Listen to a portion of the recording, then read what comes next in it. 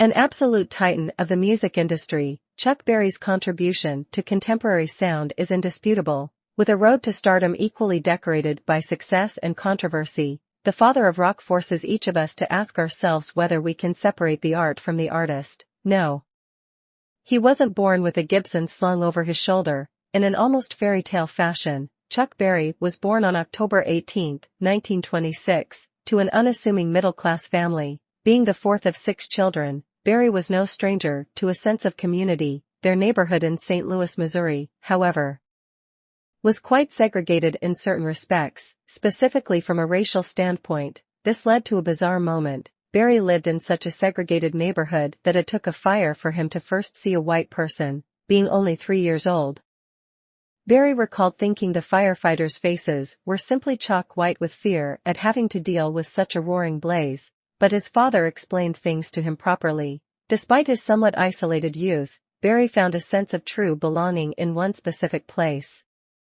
From the very beginning, music was present in Berry's life. Berry's father was a local church deacon, and his parents sang in the choir, an activity that synthesized music and spirituality. The choir familiarized him with music from an extremely young age, and he had joined the choir by the time he was 6. Chuck Berry received a brief taste of celebrity status during his high school talent show. His friend rocked on the guitar while Berry himself covered the vocals, and together they delivered a performance that the student body enjoyed immensely.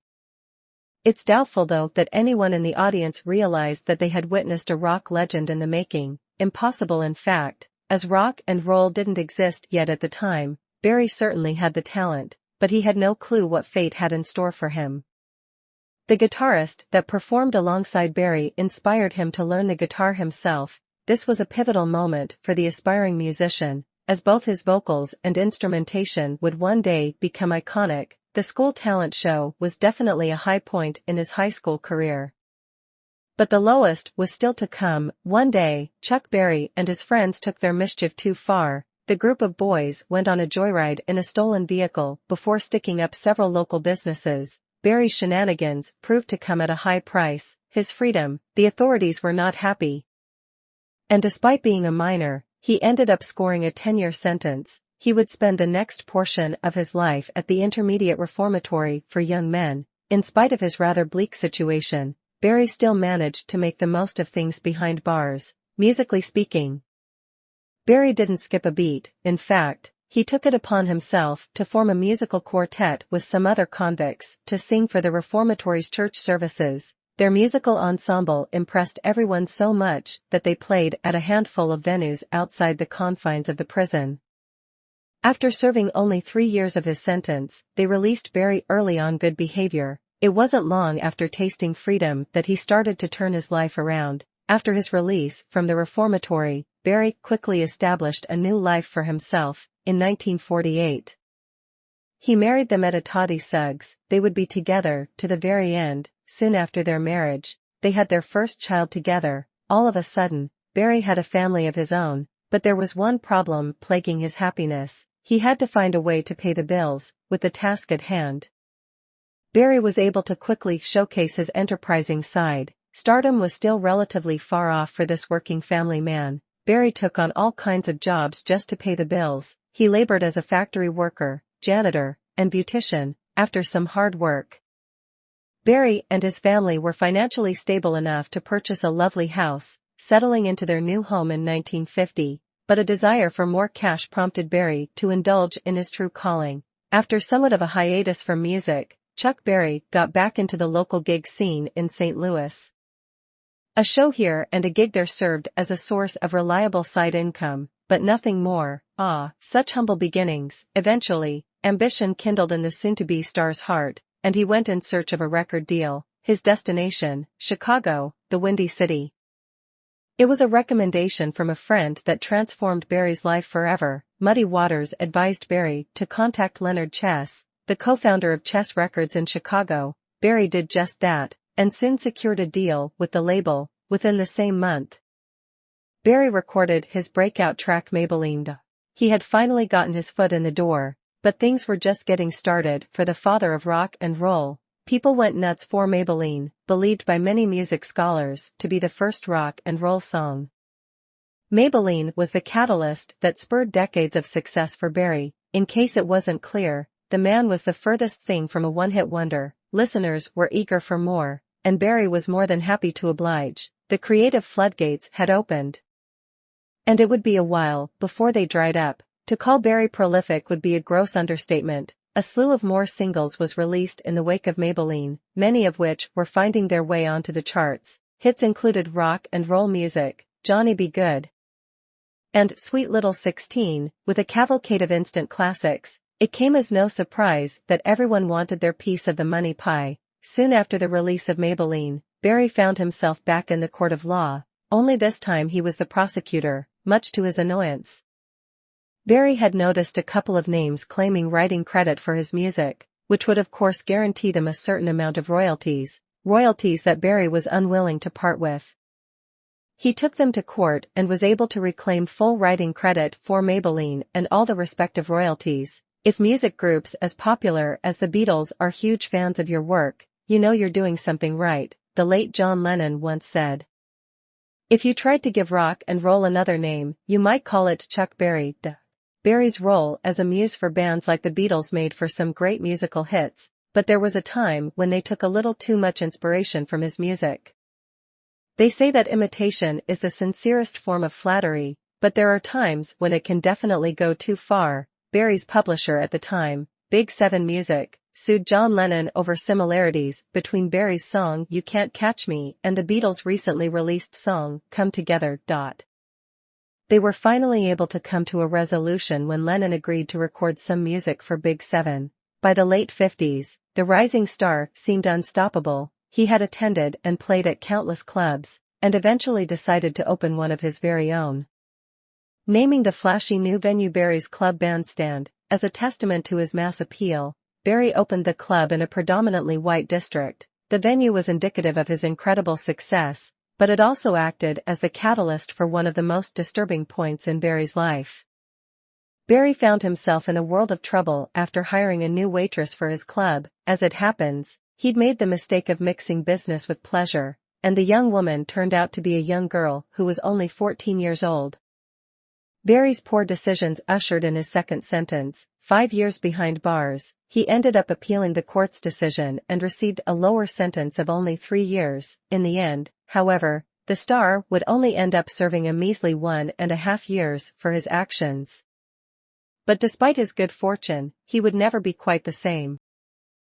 After serving his second prison sentence, close friends and co-workers noticed a dramatic shift in Chuck Berry's temperament. Carl Perkins described the new Berry as distant and bitter, but while the star wouldn't quite reach the same heights of popularity as before, he was the furthest thing from unsuccessful. Despite his many personal low points, Berry's career was far from flatlining. In fact, in many ways, he reached new heights. By 1972, his music had reached the top of the charts, with his live rendition of My Ding-a-Ling being the song to finally do the trick. The artist hadn't lost his touch, musically or otherwise. The 70s also marked a shift in focus for Berry. By the 70s, Berry was no stranger to touring, but this would be the decade that he would hit it hard.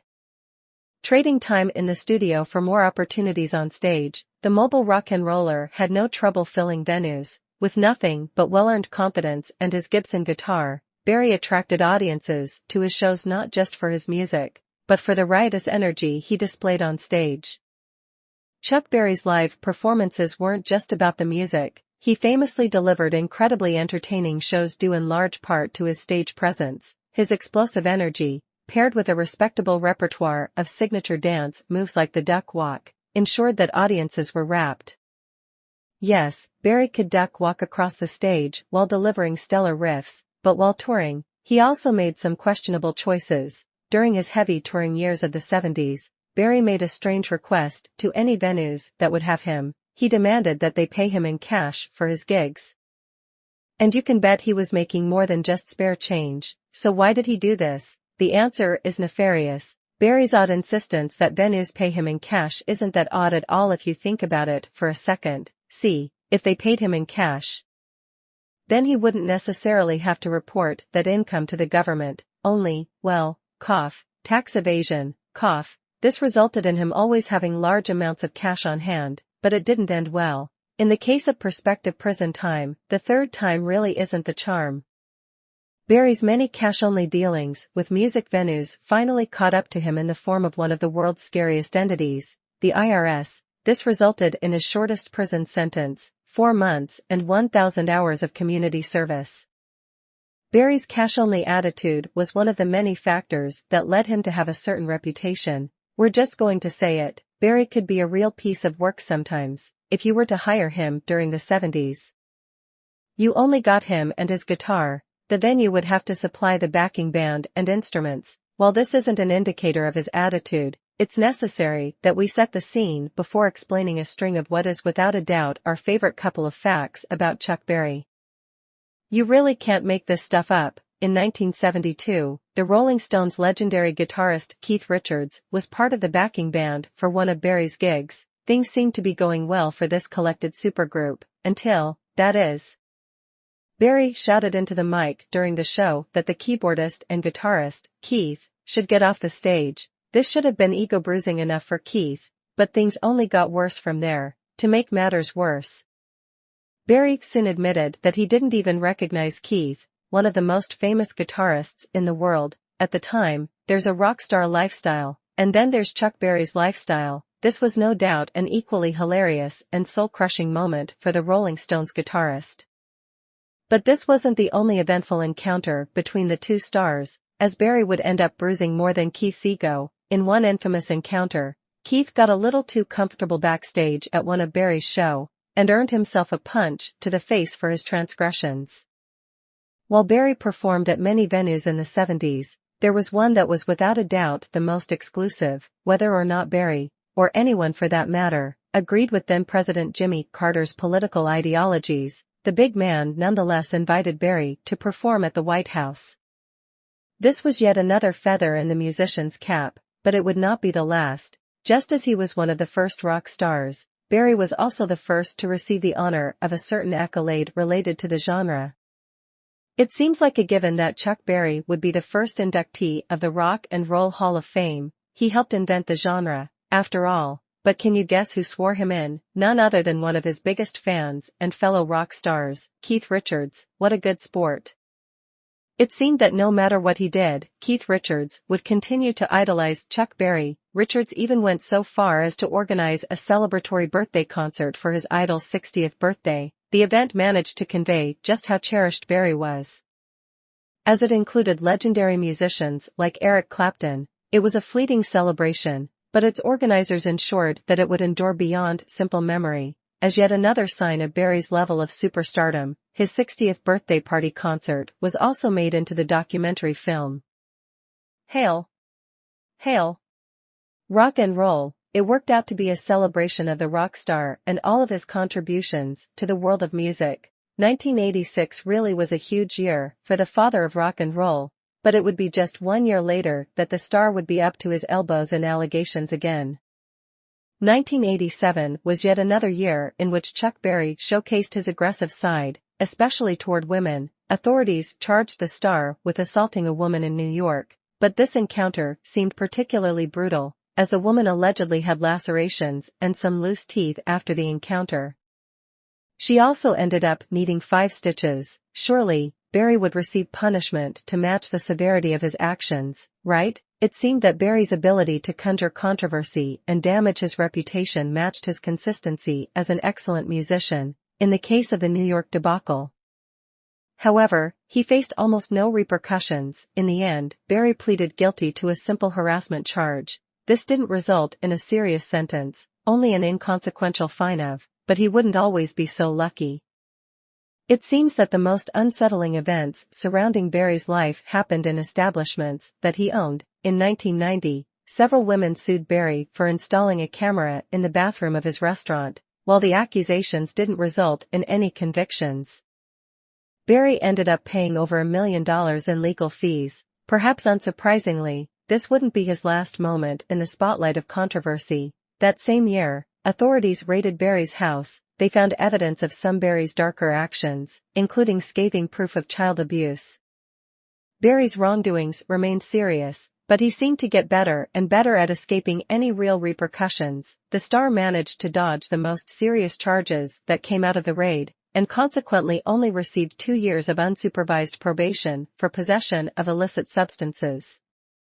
Jumping forward to 2016, long after his golden age, Berry would have an exciting announcement for longtime fans. It had been a long time, but Chuck Berry was finally ready to release more magic. After a 38-year hiatus from recording studio albums, Berry figured he still had one left in him. The 90-year-old rock and roll legend graced audiences with a new one, titled Chuck. Berry dedicated the album to his wife Toddy, but it would be the last one he'd ever release. Berry's impressive discography, paired with the amount of time since his last release, could leave some to assume that his last record would be disappointing. Those people would be wrong. Yes, Berry still had it. Chuck received overall positive reviews from music critics, many of which praised the album for recapturing the iconic artist's style while remaining unique from previous releases. Unfortunately, Berry wouldn't be around to receive his due praise. The much-anticipated Chuck was released in June 2017 to the joy of many listeners, but unfortunately, its creator wasn't around to see its reception. On March 18, 2017, emergency services arrived at Berry's home after the star suffered a heart attack. The rock legend passed on at the impressive age of 90. Celebrations of Berry's life and achievements followed, many of which took place in his hometown. Everyone mourned the loss of the legendary musician, especially those close to home, to honor Berry's passing. Dozens of bars across St. Louis held a toast at 10 p.m. as a heartwarming final farewell. Clearly beloved and respected by many, Berry was rich in friends and family, but he was also rich in the conventional sense. Berry's success was far from metaphysical. Lawyers valued the late musician's estate at a whopping $50 million. Now that's a lot of concerts and records. Berry would have passed peacefully knowing that his loved ones would be comfortable financially. The value of his estate was especially impressive considering his humble beginnings way back in the 50s, speaking of which, the house that the city of St. Louis refers to as the birthplace of modern rock and roll as we know it is still standing. This falls out of the chronology of the story we're telling here, but we think it's a good time to mention that you can go and visit the star's old place of residence. It would have been there that Berry wrote the music that would fuel his initial explosion of popularity. Kinda neat, right?